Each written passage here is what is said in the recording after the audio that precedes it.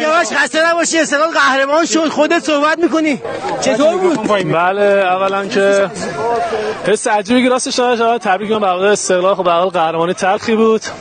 اول می‌خواستم تسلیت بگم مردم عزیزمون، به حال قهرمانی تو روزهای تلخی رقم خورد و خب نتونستیم. عکس‌ها منتشر شد، عکس عجیبی بود سیاوش. یعنی سید کابو برده بالا، همه وایسادن کنارش بدون هیچ. بله خب این کمترین کاری بود که ما میتونستیم واسه مردم بکنیم و خب میگم که قهرمانی تلخی بود. امیدوارم که شرایط اوکی شد. حالا چجوری بگم، فقط قهرمانی تقدیم میکنم به اولا که زنان این مملکت و عزیزانی که تو این روزا عزیزشون از دست دادن. فکر می‌کنم کمترین کاری بود که ما می‌تونستیم در حقشون بکنیم و همین. در استقلال راضی هستی؟ خب شرایط من که